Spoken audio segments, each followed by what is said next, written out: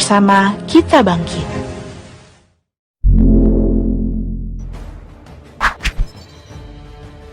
Manuver Gubernur DKI Jakarta, Anies Baswedan, untuk mengikuti kontestasi pemilihan presiden sudah mulai terlihat.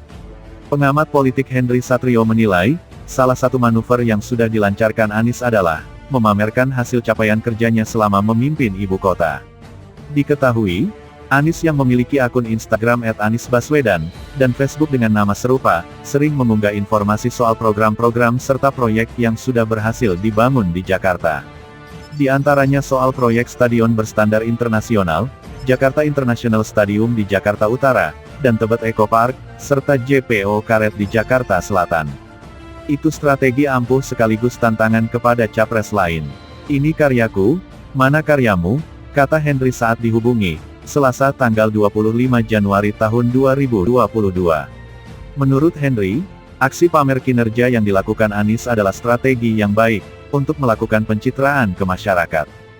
Jadi mereka itu kan bisa pamer hasil kerjanya, bisa pamer ide, bisa pamer gagasan, bisa pamer hal-hal yang mereka pernah buat, ujar Henry.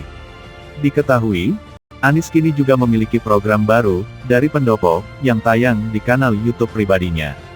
Dalam unggahan pertama yang ditayangkan Sabtu, tanggal 11 Desember tahun 2021, Anies menjelaskan program Dari Pendopo dimaksudkan untuk menjelaskan soal program kerja yang dilakukan Anies selama memimpin Jakarta. Salah satu program yang dijelaskan adalah program air bersih, yang berhasil ia terapkan di Kepulauan Seribu. Saat ditanya awak media, Anies tidak membantah langsung anggapan bahwa program Dari Pendopo dibuat sebagai salah satu upaya untuk mendongkrak elektabilitas Anies menuju Pilpres 2024. Dia hanya mengatakan, program Dari Pendopo berkaitan dengan kebijakan Pemprov DKI Jakarta. "Ini kaitannya dengan kebijakan kita di Jakarta," ujar Anies, Senin tanggal 13 Desember tahun 2021. Selain memamerkan kinerja, Anies juga sudah terang-terangan bertemu relawan pendukungnya, yang tergabung dalam Mileanis Sulsel di sebuah restoran di Makassar, Sulawesi Selatan, Jumat tanggal 21 Januari tahun 2022 malam. Namun, dalam pertemuan itu, Anies menegaskan, saat ini belum waktunya mendeklarasikan diri sebagai calon presiden RI 2024. Ia saat ini masih fokus mengurus ibu kota Jakarta di sisa masa jabatannya, yang akan berakhir pada Oktober tahun 2022 mendatang.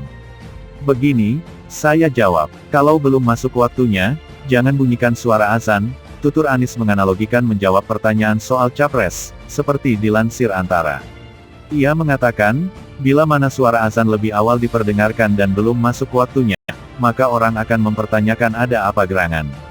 Artinya, coba diperhatikan, kalau dengar azan jam 10 pagi apa kita lakukan, semua pasti mengatakan apa ini. "Betul kan?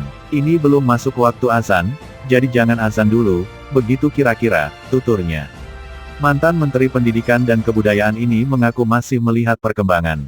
Ia kembali mengibaratkan, sebelum suara azan dikumandangkan, lebih baik dilaksanakan tahrim lebih dulu.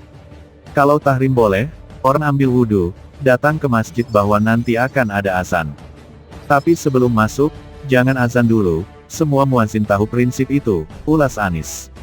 Meski demikian, dukungan dari para komunitas Mileanis, yang mendorong dan mendukung Anies Baswedan maju sebagai orang nomor 1 di Indonesia pada pemilihan presiden 2024, tetap diberikan apresiasi untuk diakomodir. "Insya Allah, apapun yang dijalani kita jalankan, amanat bisa gonta-ganti, tapi amanat apapun dijalankan sebaik-baiknya. Poinnya, kita kerja bersama, malam ini alhamdulillah kita kumpul bersama," tutur mantan Rektor Universitas Paramadina ini.